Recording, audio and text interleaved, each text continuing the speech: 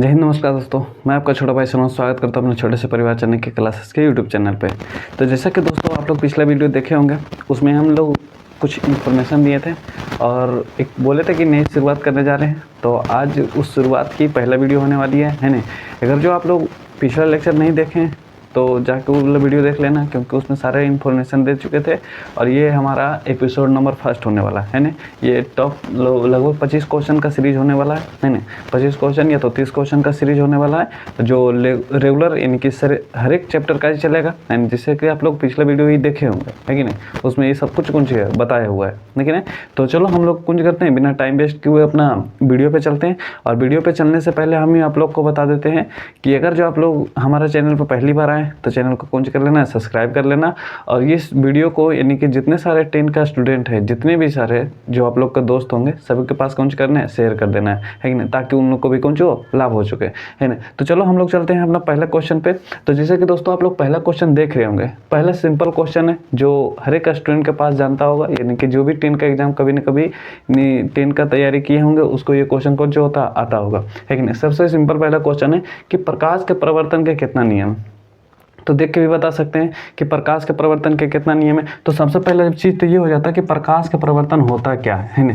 तो ध्यान से देखना, ये वाला जगह हम इसलिए छोड़े थे ताकि यहाँ पर हम कुछ कर सके, बता सके, है ना। तो सिंपल बात है कि प्रकाश का परिवर्तन होता क्या है ना। तो प्रकाश का परिवर्तन तो जानते होंगे कि अनंत से या तो किसी बिंदु स्रोत से आती हुई प्रकाश की किरण जब किसी अपारदर्शक सतह पर टकराती है और टकराने के बाद कौन सी हो जाता है, लौट जाती है। लौटने की इस घटना को कौन सी कहते हैं, प्रकाश का परिवर्तन कहते हैं। और प्रकाश के परिवर्तन के 2 नियम होते हैं। कितना नियम होते हैं, 2 नियम। तो प्रकाश के परिवर्तन के 2 नियम होते हैं। और ये नियम कौन कौन होते हैं, जैसे मान लेना कि कोई अपारदर्शक सतह, या तो मान लेना कोई हमारा दर्पण है। अब यहाँ से मान लेना प्रकाश आ रहा है, टकराने के बाद कौन सा हुआ, लौट गया। ये किरण आ रहा है, टकराने के बाद कौन सा हो गया, लौट गया, है ना। तो प्रकाश का जो किरण आ रहा है, इस किरण का नाम होता है आपतित किरण। इस किरण का नाम होता है कौन सी, परावर्तित किरण, है कि ना। और आपतित किरण जिस बिंदु पर पड़ता है उस बिंदु का नाम क्या होता है, आपतन बिंदु। और आपतन बिंदु पर डाला गया नाम क्या होता है, हमारा अभिलंब होता है। और ये वाला कौन हमारा आपतन कोण, ये वाला कौन सी, परिवर्तन कोण, आप लोग जानते ही होंगे, है कि नहीं। तो प्रकाश के परिवर्तन के कितना नियम होता है, 2 नियम। तो सबसे पहले हम इसका आंसर बता देते हैं कि प्रकाश के परिवर्तन के कितना नियम होता है, 2 नियम। कौन कौन नियम होता है ये भी हम बता देते हैं, है कि नहीं। तो सबसे पहले कौन सी होता है, आपतित किरण, परावर्तित किरण तथा आपतन बिंदु। तीनों जो होता है एक ही तल पे होते हैं, है कि नहीं। तीनों जो होता है एक ही तल पे होते हैं। और आपतन कोण बराबर होते हैं किसके, परिवर्तन कोण के। तो ये तो हो गया हमारा कौन सी, पहला क्वेश्चन, आप लोग जानते ही होंगे, है कि नहीं। तो चलो हम लोग चलते हैं कितना नंबर, दूसरा नंबर क्वेश्चन। अगर जो आप लोग क्वेश्चन जानते होंगे तो जो भी कुछ अगर जो आपको लिखना हो, नोट कर लिखना हो, तो इसको कौन से कर सकते हैं, स्क्रीनशॉट ले लेना, या तो फिर क्वेश्चन बाय क्वेश्चन कुछ करते हैं, लिखते चलना। क्योंकि ये सब क्वेश्चन जितना भी सारा क्वेश्चन है, तो ये सब कुछ क्वेश्चन जो है ना एग्जाम में, पिछले एग्जाम में यानी कि प्रीवियस ईयर में पूछा हुआ क्वेश्चन है ना। कोई भी ऐसे उसे क्वेश्चन से नहीं उठाए, क्वेश्चन बैंक से हम लोग हर एक क्वेश्चन को कुछ किए लिखे हैं और वहीं से हम लोग बता रहे हैं, है कि नहीं। तो पहला क्वेश्चन तो हो गया, क्या समझ में आया कि नहीं, बिल्कुल समझ में आ गया होगा। दोनों इसका थोड़ा बहुत इन्फॉर्मेशन भी हम दे देते हैं, इनके थोड़ा बहुत जो भी डिटेल में होता है वो भी बता देते हैं, है नहीं। सिंपल बात ये तो जानते होंगे। तो पहला के नंबर का आंसर क्या हो जाएगा, बी नंबर, यानी कि 2 नियम होते हैं प्रकाश के परिवर्तन के 2 नियम। दूसरा क्वेश्चन है दोस्तों कि गोलीय दर्पण में फोकस दूरी एवं वक्रता त्रिज्या के बीच का संबंध बताता है ना। गोलीय दर्पण में फोकस दूरी और वक्रता त्रिज्या, तो सबसे पहले हम इसको मिटाते हैं, है कि नहीं। गोलीय दर्पण है, सबसे पहले तो जान लो कि गोलीय दर्पण होता क्या है। तो गोलीय दर्पण जिसका परावर्तक सतह कैसा होता है, जिसका परावर्तक सतह जो होता है खोखले गोले का होता है। कैसा होता है, खोखले गोले का, ध्यान से देखना, खोखले गोले का। अब जिसे बताऊं जिसका परावर्तक सतह खोखले गोले का होता है उसको हम कौन कहते हैं, गोलीय दर्पण कहते हैं। जैसे मान लेना ये हमारा गोलीय दर्पण हो गया, है कि नहीं, गोलीय दर्पण। अब जानते हैं कि गोलीय दर्पण को बीचों बीच से 2 भाग में काटते हैं। एक तरफ बाहर से पेंट कर देंगे तो हमारा बन जाएगा अवतल दर्पण, अंदर से बाहर से पेंट करेंगे तो हमारा कौन सा बनेगा, अवतल दर्पण। और वही को अगर जो हम अंदर से पेंट करते हैं, कहाँ से पेंट करते हैं, अंदर से। जब हम इसको अंदर से पेंट करेंगे तो हमारा कौन सा बन जाएगा, उत्तल दर्पण। क्या बनेगा, उत्तल दर्पण। ये तो लोग जानते होंगे, है कि नहीं। तो गोलीय दर्पण हमारा मुख्य रूप से कितना प्रकार का होता है, 2 प्रकार का होता है। एक अवतल दर्पण, दूसरा कौन सा होता है, उत्तल दर्पण। तो दोनों दर्पण देखो हम बनाते हैं। ये वाला जो दर्पण हम बना रहे हैं दोस्त, ये हमारा दर्पण का नाम बता देना। ये दर्पण हो गया हमारा अवतल दर्पण। और ये वाला दर्पण का नाम बता देना, ये दर्पण हमारा हो जाएगा कौन सी, उत्तल दर्पण, है ना। अब जानता है दोस्तों कि दोनों के बीचों बीच वाला जो बिंदु होता है हमारा ध्रुव होता है। यहाँ पर कहीं फोकस होता है, यहाँ पर कौन सा होता है, वक्रता केंद्र। यहाँ पे हमारा कौन सा होगा, इसका फोकस होगा, यहाँ पर हमारा ध्रुव होगा, है कि नहीं, होता है ध्रुव। चलो देख, अब ध्यान से देखो, ये वक्रता केंद्र हो गया हमारा, है। पूछ रहा है क्वेश्चन में, क्या कर रहा है कि गोलीय दर्पण का क्या क्वेश्चन कर रहा है कि गोलीय दर्पण में फोकस दूरी, यानी फोकस दूरी, फोकस का मतलब कौन सी, फोकस, और कौन सी, ध्रुव, यानी फोकस और ध्रुव के बीच की दूरी को कौन सी कहते हैं, फोकस दूरी कहते हैं। तो ये नहीं कि फोकस और ध्रुव के बीच की दूरी, तो ये हमारा PIF के बीच की दूरी, और कौन सी बोल रहा है, और कह रहा है कौन सी, वक्रता त्रिज्या, यानी कि वक्रता त्रिज्या, तो वक्रता त्रिज्या तो यही होता है हमारा, है ना। ये जैसा केंद्र होता है, फोकस और वक्रता केंद्र के बीच की दूरी को कौन कहते हैं, वक्रता त्रिज्या कहते हैं। तो फोकस वक्रता त्रिज्या लिखा हुआ है ना, वक्रता केंद्र ध्रुव के बीच की दूरी को कौन कहते हैं, वक्रता त्रिज्या कहते हैं। और वक्रता त्रिज्या को हम लोग R से सूचित करते हैं, और फोकस दूरी को कौन सी से, F से। और एक फार्मूला जानते होंगे आप लोग, सिद्ध भी किए होंगे कि R बराबर 2F होता है कि नहीं, या तो फिर इसको F बराबर कर सकते हैं, F बराबर कौन सी, R/2। ये होता हमारा एक, जिसे सिद्ध करने का होता है कि जिसे वक्रता त्रिज्या और फोकस के बीच में जब संबंध बताना होता है ना, तो ये बदले R बराबर कौन सी, 2F। तो देख लो दोस्त कहाँ पे है, R बराबर 2F हमारा पहले ही ऑप्शन में है कि नहीं। और देखो यहाँ पर देख लो F बराबर R, ये तो होगा नहीं, F बराबर R/2 ये भी नहीं होगा, क्योंकि अगर जो R/2 रहता तो हो जाता, लेकिन 2/R ये भी नहीं होगा, R बराबर F/2 ये भी नहीं होगा, है ना। तो ऑप्शन नंबर कौन सा हो जाएगा, ए हो जाएगा हमारा, है ना। हर एक क्वेश्चन को कौन सा करना है, नोट करते जाना, अगर समझ में आ रहा है तो कौन सा करना, कमेंट करके बता देना कि चलो ठीक है। तो चलो हम लोग चलते हैं तीसरा नंबर क्वेश्चन। तीसरा नंबर क्वेश्चन कह रहा है कि अवतल दर्पण में काल्पनिक एवं सीधा प्रतिबिंब बनता है जब वस्तु की स्थिति होती है कहाँ, दर्पण और फोकस के बीच में, फोकस और कहाँ, वक्रता केंद्र के बीच में, वक्रता केंद्र पे होना चाहिए तो कहाँ चाहिए, फोकस पे। इन्हीं 4 गोल, सिंपल बात है कि अवतल दर्पण बोल रहे हैं, तो सबसे पहले हमको अवतल दर्पण चाहिए, तो अवतल दर्पण हम बनाते हैं वो पहले, है कि नहीं। तो अवतल दर्पण के बारे में जानते ही होंगे कि जिसका परावर्तक सतह धंसा होता है उसे हम लोग कौन सी कहते हैं, अवतल दर्पण कहते हैं। और अवतल दर्पण के बारे में जानते होंगे तो बता देना है कि अवतल दर्पण में 3-4 चीज़ पूछ रहा है, तो 3-4 को बना लेते हैं, है ना। जैसे मान लेना 4 के बारे में बोल रहा है तो 4 के बारे में 3 और कितना 4 ऑप्शन है, 4 के बारे में ध्यान से देखना। अब इससे जानता दोस्त, ये हमारा कौन सा होता है, ध्रुव होता है, यहाँ पर हमारा फोकस होता है, यहाँ पर मान लें वक्रता केंद्र होता है, उसमें भी इस तरीके से हो जाएगा। यहाँ पर हमारा कौन सा होगा, ध्रुव होगा, यहाँ पर हमारा फोकस होगा, यहाँ पर वक्रता केंद्र, इसमें भी वही होगा, ध्रुव, फोकस और वक्रता केंद्र, यहाँ भी वही होगा, ध्रुव, फोकस और कौन सी, वक्रता केंद्र, है कि नहीं। सिंपल बात है। पहला कोई ऑप्शन नंबर ध्यान से देखना, बोल रहा है अवतल दर्पण में काल्पनिक एवं सीधा प्रतिबिंब। तो हम एक देखो, अगर जो आप लोग वीडियो देखे होंगे तो वहाँ पर हम एक नोट करके लिखाए थे कि अवतल दर्पण में काल्पनिक और सीधा प्रतिबिंब सिर्फ एक ही जगह बनता है, बाकी हर जगह क्या बनता है, वास्तविक बनता है। तो काल्पनिक एक ही जगह बनता है, वो कहाँ बनता है जो लोग बताते हैं। जैसे देखो पहला क्वेश्चन है हमारा कहाँ पे, दर्पण और फोकस के बीच, तो सिंपल है, दर्पण हमारा ये है, फोकस हमारा ये है, तो दर्पण और फोकस के बीच में को वस्तु रखते हैं, है कि नहीं। अब दूसरा हमारा ऑप्शन है, दूसरा ऑप्शन है कि फोकस था वक्रता केंद्र के बीच, यानी फोकस और वक्रता केंद्र के बीच, यहाँ पर हो गया, मान ले पहला ऑप्शन, दूसरा ऑप्शन, तीसरा है, चौथा, है ना। अब तीसरा जो हमारा है वक्रता केंद्र पर, कहाँ पे है, वक्रता केंद्र, ये हो गया हमारा वक्रता केंद्र। और चौथा हमारा हो गया फोकस पर, कहाँ हो गया, फोकस पर। चलो देखो सिंपल बात है, अगर जो आप लोग जानते हो बनाने तो इसे याद भी होना चाहिए, है कि नहीं। जब मान लें प्रकाश की किरण निकलेगा, प्रधान के समांतर जाता है, कहाँ जाता है, फोकस से चल जाता है कि नहीं। और दूसरा प्रकाश की किरण अगर जो ध्रुव से ले जाएगा तो किसका काम करेगा, प्रधान किसका काम करता है, कहाँ से, मान लेना कि दूसरा प्रकाश की किरण, जैसे मान ले पहला प्रकाश की किरण कहाँ गया, फोकस से चल गया, यानी कि प्रधान के समांतर जाता है, कहाँ जाता है, फोकस से जाता है। दूसरा किरण लेकर जो मान लेना कि हम लेते हैं कहाँ से, वक्रता त्रिज्या से, है ना, वक्रता केंद्र से ही। तो वक्रता केंद्र से प्रकाश की किरण जब जाता है ना, तो कौन सा होता है, सीधे वापस उसी करके लौट जाता है, क्योंकि वक्रता केंद्र से क्या बोलते हैं कि अगर जो प्रकाश की किरण वक्रता केंद्र की ओर आपतित होती है ना, तो सीधे ऊपर से कौन जो होता है, लौट जाता है, बिना कोई परिवर्तन नहीं होता है।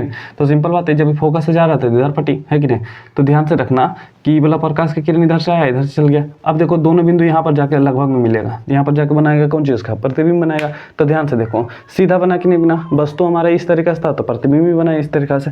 या तो फिर आप लोग अगर जो वीडियो देखे होंगे भैया और भाभी का कहानी है तो याद ही होगा, है कि नहीं। जब हमारा भैया कहाँ होते हैं, अनंत पर, तो प्रतिबिंब कहाँ बनता, फोकस पे। जब हमारे भैया थोड़ा सा और आगे आते हैं, कहाँ पे नहीं पता, कहाँ पे बताओ।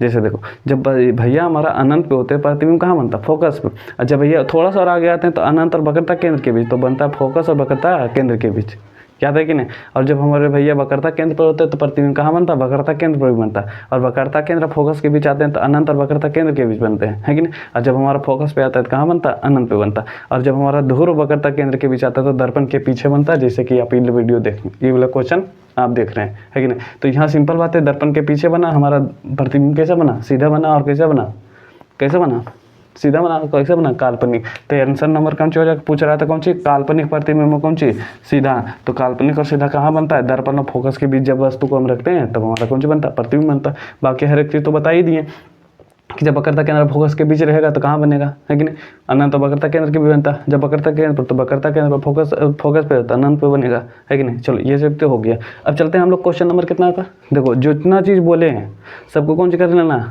लिख लेना नोट करके, क्योंकि जरूरी नहीं कि ये वाला क्वेश्चन किया तो ये वाला, इस टाइप से 3-4 प्रकार का हो सकता है, 3-4 प्रकार का पूछ ले, है कि नहीं। तो चलो हम लोग चलते हैं क्वेश्चन नंबर कितना नंबर, चौथा नंबर। तो आंसर कौन सा हो गया, ए हो गया। तीसरा का ए, दूसरा का कौन सा हुआ था, दूसरा का भी ए हुआ था, और पहला का कितना हुआ था, बी हुआ था। चलो चौथा नंबर क्वेश्चन है कि किस दर्पण द्वारा प्रतिबिंब सीधा एवं छोटा बनता है ना। बोल रहा है किस दर्पण द्वारा प्रतिबिंब जो बनता है सीधा और कैसा बनता है, छोटा बनता है। ध्यान से देखो, अभी हम बनाए थे ये अवतल दर्पण का था, है ना। अवतल दर्पण में हम देखें सीधा प्रतिबिंब तो बना, लेकिन वस्तु से बड़ा बना कि छोटा बना, जैसे भी दिख रहा है वस्तु से कैसा बना, बड़ा बना। तो सबसे पहले तो छाट दो, क्या अवतल दर्पण तो होगा नहीं आंसर, है कि नहीं। समतल दर्पण में प्रतिबिंब कैसा बनता, समतल दर्पण में जो प्रतिबिंब बनता है ना वस्तु के बराबर बनता है, एकदम समान बनता है कि नहीं। नहीं तो घर में जो आईना होता है वहाँ पर जब खड़ा होता है तो क्या छोटा बड़ा बनता है प्रतिबिंब, है कि नहीं। जितना बड़ा रहता है उतना बड़ा ही बनता है कि नहीं। तो समतल दर्पण भी नहीं होगा, नन तो होगा नहीं। आंसर बच रहा कौन सी हमारा, उत्तल दर्पण। देखो ऑप्शन से क्वेश्चन छाटने आएगा कैसे, जब तुम सब चीज के बारे में जानेगा, है कि नहीं। अवतल दर्पण में जो प्रतिबिंब बनता है दोस्त वो हमारा वास्तविक बनता, काल्पनिक, दोनों प्रकार के बनता। लेकिन उत्तल दर्पण में जो प्रतिबिंब बनता है ना हमारा वस्तु से छोटा बनता और कैसा बनता, एकदम हमेशा काल्पनिक बनता, है ना। लेकिन यही लेंस में आएगा तो इसका उल्टा हो जाएगा, ये चीज़ ध्यान रखना। समतल दर्पण में भी प्रतिबिंब जो बनता है काल्पनिक बनता है और कैसा बनता है, सीधा बनता है ना। पर काल्पनिक प्रतिबिंब में जो समतल दर्पण में जो प्रतिबिंब बनता कैसा बनता, काल्पनिक बनता, कैसा बनता, काल्पनिक, और वस्तु के बराबर बनता है कि नहीं। चलो देखना अगला है कौन सी, 5वां नंबर क्वेश्चन है अवतल दर्पण है कौन सी, अवतल दर्पण अभिसारी अपसारी है तथा ए बी दोनों है या तो कौन सी, नहीं कोई नहीं है ना। सिंपल बात है। अवतल दर्पण देखो, अवतल दर्पण अभिसारी में क्या होता देखो बताते हैं। जैसे भी देखते होंगे कि प्रकाश का परिवर्तन, देखे कि नहीं, अगर जो आप लोग देखे होंगे तो जानते होंगे। जैसे मान लेना ये हमारा दर्पण है, कौन दर्पण है, अवतल दर्पण। ये हमारा दर्पण जो है वो कौन दर्पण है, उत्तल दर्पण। अब देखना यहाँ पर हमारा ध्रुव है, यहाँ पर कौन सी फोकस, यहाँ पर कौन सी वक्रतक है, यहाँ पर करते हैं, यहाँ भी ध्रुव, यहाँ पर कौन सी फोकस, यहाँ पर कौन सी वक्रतक है कि नहीं। अब जैसे मान लेना प्रकाश का किरण आ रहा है कि नहीं। जब प्रकाश का किरण आता है तो कि अपनी ओर खींच लेता, कहाँ खींच लेता, अपने ध्रुव की ओर खींच लेता कि नहीं। अब इसमें देखता होगा प्रकाश का किरण आता तो कौन सी करता है, दूर फैला देता है कि नहीं। जैसे मान लेना यहाँ फोकस हो गया, यहाँ कौन सी हो गया, वक्रता केंद्र हो गया, है कि नहीं। ऐसे होता होगा कि अगर जो प्रकाश के किरण अवतल दर्पण में देखता होगा तो प्रकाश का किरण आता अपनी ओर खींच लेता है। जब अपनी ओर खींच रहा है तो अभी मतलब हमारे पास आ जाओ, तो ये कौन सी होगा कि अवतल दर्पण जो होता है ना अभिसारी होता। लेकिन अगर जो उत्तल के बारे में पूछेगा तो कौन सी हो जाएगा, अपसारी, क्योंकि वो कौन सी करता, भेज देता। तो कौन सी हो जाएगा, अपसारी। आंसर हो जाएगा हमारा कौन सी, ए। 5 के आंसर नंबर कौन सी, ए। बी हमारा ये जो अपसारी लिखा है ये होगा कौन दर्पण, उत्तल दर्पण, है कि नहीं, उत्तल दर्पण। क्या ये याद रह जाएगा कि नहीं, दोनों याद रख लेना कि अगर जो पूछेगा अभिसारी के बारे में तो बता देना कौन सी, अवतल दर्पण। एक और जो अपसारी के बारे में बोलेगा तो कौन सी बता देना, उत्तल दर्पण। चलो ठीक। अब क्वेश्चन नंबर 6 पर चलते हैं। कहाँ, किस दर्पण द्वारा वस्तु का वास्तविक प्रतिबिंब प्राप्त होता है ना। वास्तु का मतलब अभी बताएं कि वस्तु का वास्तविक प्रतिबिंब किससे प्राप्त होगा, समतल दर्पण द्वारा तो होगा नहीं, सिंपल बात है। अवतल है, उत्तल द्वारा भी नहीं होगा, क्योंकि अभी हम बताएं कि उत्तल दर्पण में जो प्रतिबिंब बनता है हमेशा कैसा बनता है, काल्पनिक बनता है। देखो हमारा बच रहा है कौन सी, आंसर नंबर अवतल दर्पण। इसमें कौन सा होता है, वस्तु का कौन सा बनता है, वास्तविक प्रतिबिंब बनता है कि नहीं। तो ये तो हो गया क्वेश्चन नंबर 6। क्या 6 नंबर क्वेश्चन तक बताएं, क्या समझ में आया कि नहीं आया, बिल्कुल समझ में आ जाएगा, उम्मीद तो यही है कि समझ में आना चाहिए, है कि नहीं। तो चलो हम लोग चलते हैं कितना, 7वां नंबर। अब देखो हमारा है कि समतल दर्पण द्वारा बना प्रतिबिंब होता है, सिंपल बताएं, भी बताएं कि समतल दर्पण द्वारा प्रतिबिंब बनता है जो कैसे बनता है, काल्पनिक बनता है, वास्तविक तो बनेगा नहीं, है कि नहीं, सिंपल बात है। कैसे बनता है, काल्पनिक। तो 7 का आंसर कौन सा हो जाएगा, बी हो जाएगा, है कि नहीं। वास्तविक प्रतिबिंब किस में बनता है, अवतल में बनता है कि नहीं। और सुनो काल्पनिक प्रतिबिंब भी अवतल में बनता है ना, अवतल में। लेकिन मेन रूप से कौन सी, उत्तल में कौन सी होता है, उत्तल में हमेशा कैसे बनता है प्रतिबिंब, काल्पनिक के बनता है, और समतल में भी कैसे बनता है, काल्पनिक के बनता है कि नहीं। चलो देखो अगला, किस वस्तु द्वारा आवर्धित, ध्यान से देखना इस चीज को, आवर्धित मतलब क्या होता है, ध्यान से देखना। आवर्धित देखो सबसे पहले देखो, आवर्धित का मतलब होता है, जानते हैं कौन सी, आवर्धित का मतलब होता है वास्तविक, कौन सा होता है, वास्तविक और वस्तु से छोटा प्रतिबिंब। यानी कि कहने का मतलब किस दर्पण द्वारा वस्तु का वास्तविक प्रतिबिंब बनता। तो सिंपल बात है, उत्तल द्वारा तो बनेगा नहीं, समतल दर्पण बनेगा नहीं, बच रहा हमारा कौन चीज, अवतल। तो सिंपल आवर्धित का मतलब ध्यान से रखना कि आवर्धित का मतलब होता है वास्तविक प्रतिबिंब। कैसा होता है, वास्तविक प्रतिबिंब। तो वास्तविक प्रतिबिंब हमेशा किस में बनता है, अवतल में ही बनता है। देखो ये क्वेश्चन पूरा VVI है, तुम लोग के एग्जाम में ये भी क्वेश्चन कौन हो सकता है, रह सकता है ना, तो इसको याद रख लेना ध्यान से। चलो देखो अगला हमारा क्वेश्चन नंबर कितना 9 पे। आवर्धित का मतलब समझ में आ गया होगा, है कि नहीं, समझ में आ गया तो कौन सी कर देना, लाइक कर देना, है कि नहीं। चलो देखो सिंपल क्वेश्चन की, किस दर्पण का फोकस दूरी धनात्मक होता है, यानी फोकस दूरी देखो यहीं पर है हमारा, है कि नहीं। आप लोग जानते होंगे चीन परिपाटी पढ़े होंगे, है कि नहीं। यहाँ पर हमारा ध्रुव होता है, ये पट्टी जाते हैं तो हमारा कौन सी मिलता है, प्लस मिलता है। ऊपर जाते हैं तो क्या मिलता है, प्लस। लेकिन इधर साइड आते हैं तो कौन सी मिलता है, नेगेटिव। नीचे भी आते हैं तो कौन सी मिलता है, नेगेटिव मिलता है। ये सब चीज़ तो जानते होंगे, है कि नहीं। अब मान लेना यहाँ पर हमारा कौन सी मूल बिंदु 0,0 मान लेना है ना। अब यहाँ से अगर जो हम इस साइड आएंगे तो हमको मिलेगा प्लस, ऊपर जाएंगे तो क्या मिलेगा, प्लस, नीचे आएंगे तो क्या मिलेगा, माइनस, पीछे आएंगे तो क्या मिलेगा, माइनस। अब देखो यहाँ पर भी मानो मूल बिंदु, इधर पट्टी आएंगे तो प्लस, और उधर ऊपर जाएंगे तो क्या चाहिए, माइनस, सॉरी प्लस, नीचे आएंगे तो कौन चाहिए, माइनस, दाएं तरफ जाएंगे बाएं तरफ माइनस आएगा। चिन्ह परिपाटी के बारे में तो जानते ही होंगे। सुनो अब कह रहा है किस दर्पण का फोकस दूरी धनात्मक होता है, कच्ची फोकस दूरी। तो देखो फोकस दूरी तो यही होगा, यानी ध्रुव और फोकस के बीच की दूरी को फोकस दूरी कहते हैं। फोकस दूरी हमारा इधर होगा। अब देखो सिंपल, ई कौन दर्पण हमारा, उत्तल दर्पण, ई कौन दर्पण है, अवतल दर्पण। तो सिंपल बात है कि समतल दर्पण की फोकस दूरी तनांत पे होता है, धनात्मक ऋणात्मक कुछ होता नहीं। सुनो अब समतल दर्पण होगा नहीं, उत्तल दर्पण तो होगा नहीं, सिंपल आंसर कौन सा हो जाएगा हमारा, अवतल दर्पण। कौन सी, अवतल दर्पण की फोकस दूरी कैसे, सॉरी क्वेश्चन गलत है ना, अवतल दर्पण नहीं हो, क्योंकि अवतल दर्पण का फोकस दूरी कैसे होता है, माइनस में होता है कि नहीं, माइनस में। तो पूछ रहा है कौन सी, माइनस में होता है ना, तो ये हो जाएगा आंसर नंबर कौन सी, उत्तल दर्पण।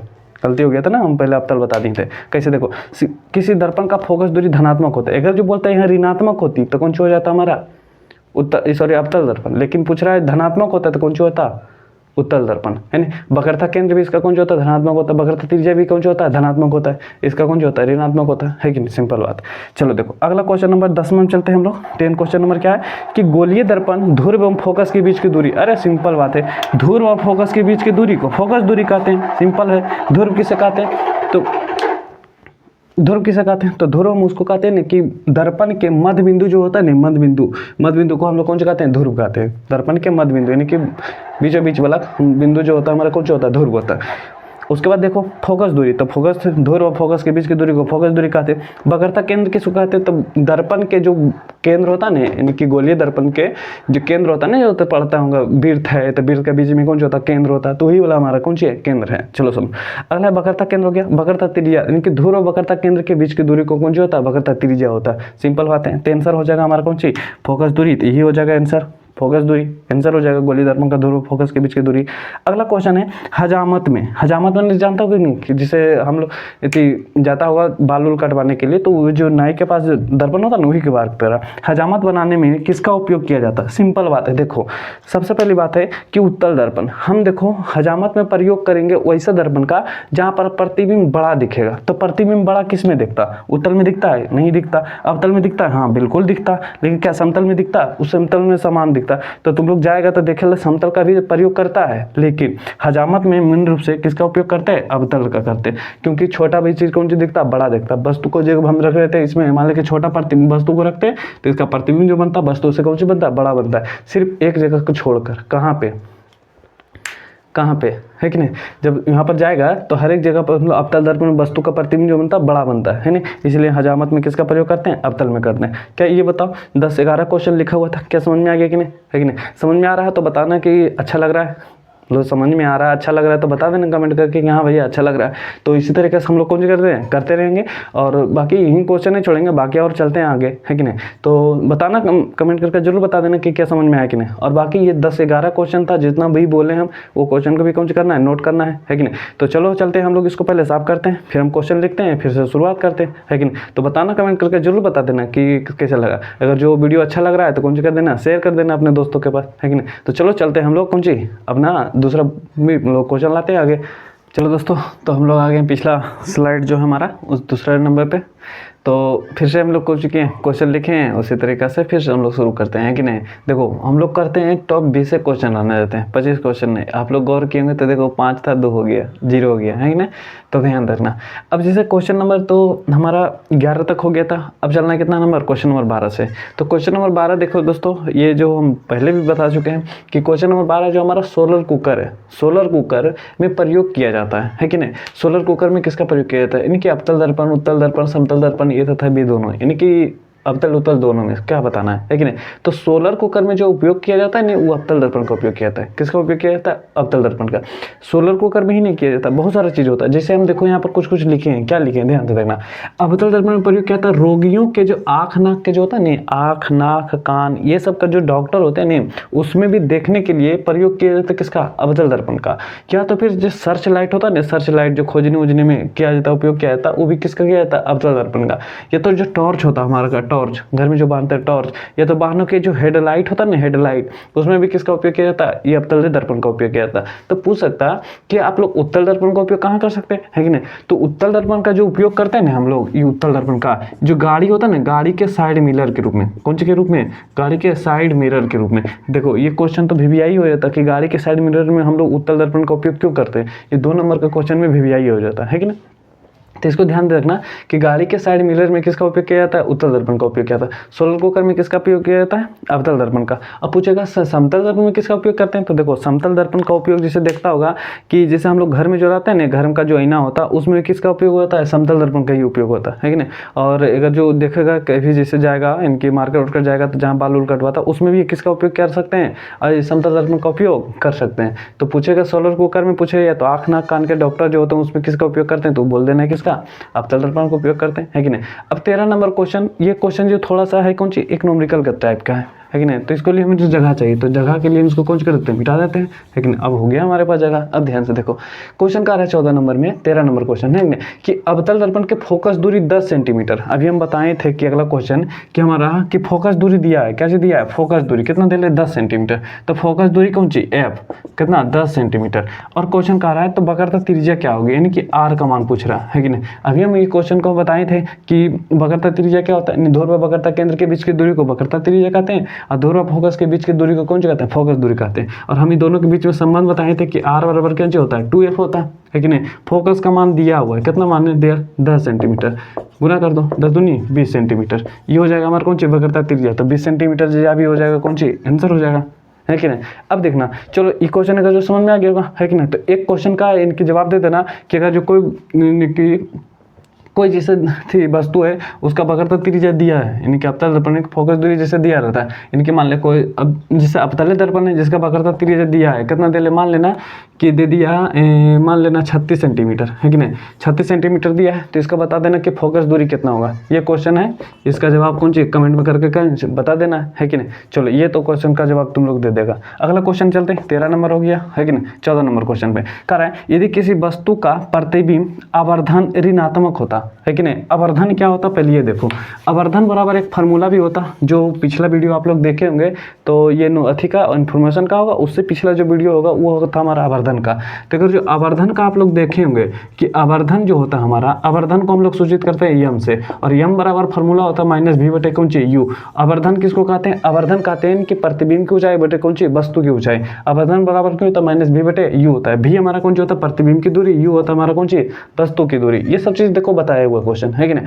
अब जैसे क्वेश्चन कर रहा है कि आवर्धन कौन सी होना चाहिए, ऋणात्मक होना चाहिए। आवर्धन क्या होना चाहिए, ऋणात्मक, यानी कि यम का मान अगर जो निगेटिव है, कैसा है, निगेटिव। और देखो दो चीज होता है, एक एम का मान कौन सा होता है, पॉजिटिव होता है कि नहीं। एक निगेटिव होता है, दूसरा क्या होता है, पॉजिटिव होता है। तो ध्यान देना दोनों पे, ये दोनों पूरा कौन सी हो जाता है, VVI हो जाता है ना। इसको तुम पूरा याद रखना क्योंकि ये कभी भी तुमसे पूछ सकता है ना।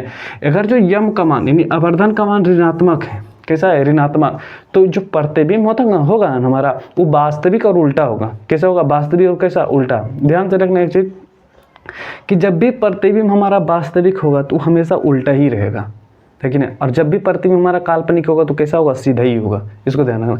अगर जो आवर्धन का मान है जो पॉजिटिव है तो हमारा जो प्रतिबिंब होगा वो कैसा होगा, ऋणात्मक होगा, और कैसा होगा, सॉरी ऋणात्मक क्या, यानी काल्पनिक होगा, और कैसा होगा, उल्टा होगा, सॉरी सीधा होगा, है कि नहीं। तो जब यम का मान का जो पॉजिटिव है तो वस्तु का कैसा होगा, प्रतिबिंब जो होगा हमारा सीधा होगा और कैसा होगा, काल्पनिक होगा। लेकिन जब ऋणात्मक होगा तो क्या चीज हो जाएगा, बोलो, वास्तविक और कैसा, सिद्ध, उल्टा, है कि नहीं, हम भी गड़बड़ा जाते हैं कि नहीं। तो सिंपल बात है कि अगर जो वस्तु का आवर्धन अगर जो मान ऋणात्मक है तो वास्तविक और कैसा होना चाहिए, उल्टा होना चाहिए। काल्पनिक और सीधा कब होता है, जब हमारा यम का मान कैसा होना चाहिए, पॉजिटिव होना चाहिए। तो हमारा प्रतिबिंब कैसा हो जाएगा, कैसा होगा, बोलो जल्दी, यानी कि कैसा होगा, देखो काल्पनिक है तो कौन सी होगा, सीधा होगा। और देखो ये आभासी भी जो होता है नहीं, काल्पनिक का ही दूसरा रूप है कौन सी, आभासी। और ये आभासी जो है हमारा कोई का काल्पनिक का ही हम लोग कौन सी कहते हैं, आभासी हम लोग बोल सकते हैं, है कि नहीं। अब अगला क्वेश्चन देखो, चलते हैं हम लोग 15वां नंबर क्वेश्चन कि गोलीय दर्पण की परावर्तक पृष्ठ वक्रीय होता है, वक्रित होता है। वक्रित मतलब पेंट होता है, क्या होता है, पेंट, ध्यान से रखना।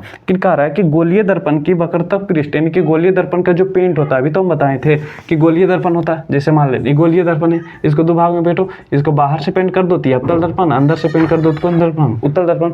तो बोल रहा है कि पेंट होता है यानी वक्रित हो सकता है, किधर हो सकता है, अंदर की ओर, बाहर की ओर, अंदर बाहर दोनों। तो सिंपल बात है कि बोलो देखो अंदर से भी करिए बाहर से भी कर दिए, हमारा गोलीय दर्पण है कि नहीं, यही गोलीय दर्पण का दोनों तरफ से हम पेंट कर सकते हैं। अगर जो हमको अवतल दर्पण बनाना है तो बाहर से पेंट करेंगे, एक जो उत्तल बनाना है कौन सी, अंदर से पेंट कर देंगे। तो आंसर नंबर कौन सा हो जाएगा, सी, यानी अंदर बाहर दोनों की ओर। अगला क्वेश्चन चलते हैं हम लोग दोस्त, क्या समझ में आ रहा है कि नहीं आ रहा है, बिल्कुल समझ में आ रहा है। अगर जो समझ में आ रहा है तो दोस्तों के पास कुछ करना है, शेयर भी कर देना और लाइक करते रहना है कि नहीं। चलो देखो, गोलीय दर्पण की परावर्तक पृष्ठ के केंद्र को दर्पण को कहा जाता है, इनकी मध्य कहा जाता है ध्रुव का, यानी कि दर्पण का जो केंद्र होता है, जैसे मान लो है ना, मान ले कि ये हमारा कोई दर्पण है, दर्पण का नाम कौन सा, अवतल दर्पण है कि नहीं।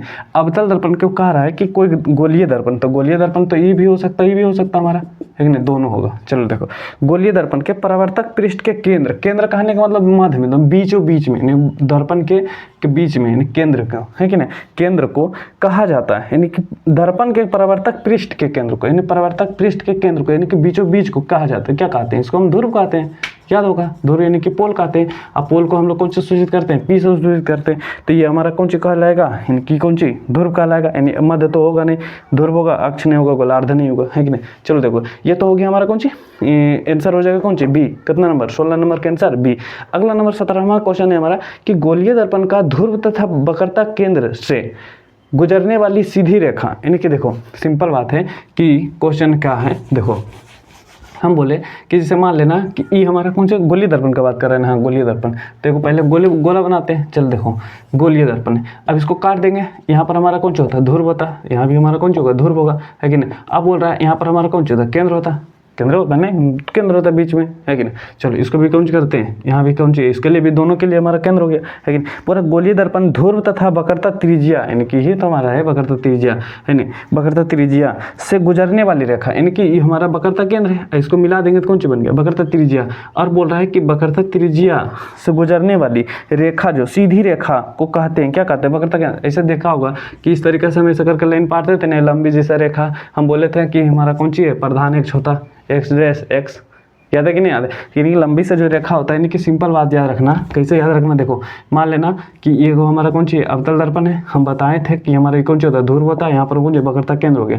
ये दोनों को मिलाने वाली जो रेखा होता है ना, बड़का सा लंबा सा रेखा, ये हमारा कौन सा कहलाता है, प्रधान अक्ष कहलाता है। और प्रधान अक्ष को कौन से सूचित करते हैं, एक्स और कौन सी, एक्स डैश से। तो ध्यान से देखना, प्रधान अक्ष है कहीं पे नहीं है, तो प्रधान अक्ष का ही दूसरा नाम कौन सा होता है, मुख्य अक्ष। तो मुख्य अक्ष बोल दो या तो इसको नाम कौन सा कर दो, प्रधान अक्ष। नीचे नहीं दिख रहा होगा तो याद रख लेना, मुख्य अक्ष को ही हम लोग कौन सा कहते हैं, प्रधान अक्ष कहते हैं। तो ये आंसर हो जाएगा, क्योंकि देखो अगला है वक्रता केंद्र, तो वक्रता केंद्र तो हमारा बीच में होता है ना, ये जो इनकी गोलीय दर्पण का मध्य बिंदु जो होता है, यानी कि गोलीय दर्पण के बीचों बीच में जो होता है केंद्र होता है, वही तो होता है हमारा केंद्र, यानी कि मध्य वाला तो होता है वक्रता केंद्र, यानी कि गोलीय दर्पण के केंद्र को वक्रता केंद्र कहते हैं। फोकस क्या होता है, वक्रता त्रिज्या के आधा को, यानी कि मतलब कौन सा कहते हैं, फोकस कह सकते हैं, यानी ये तो प्रधान के समांतर आती है, प्रकाश की किरण दर्पण से परावर्तन के बाद जिस बिंदु पर से काटती है वो प्रतीत होता है, हमारा कौन सा होता है, फोकस होता है।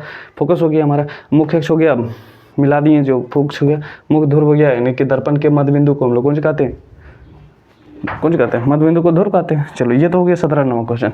अब चलते हैं क्वेश्चन नंबर 18वां नंबर क्वेश्चन क्या आ रहा है कि दर्पण सूत्र है, कौन सी है, दर्पण सूत्र। दोस्त अगर जो आप लोग को याद होगा दर्पण सूत्र, तो हम शुद्ध भी किए हैं दर्पण सूत्र को, है कि नहीं। तो दर्पण सूत्र जब याद है तुमको तो बताने में क्या जा रहा है, दर्पण सूत्र क्या होता है, इसी मार देगा 1/v + 1/u = 1/f। भी क्या होता है हमारा वस्तु दूरी, सॉरी प्रतिबिंब दूरी, यू क्या होता है वस्तु दूरी, एफ क्या होता है फोकस दूरी, है कि नहीं, ये होता है संबंध। बाकी ये सब तो होगा नहीं, उल्टा पुल्टा लिखा होगा, है कि नहीं।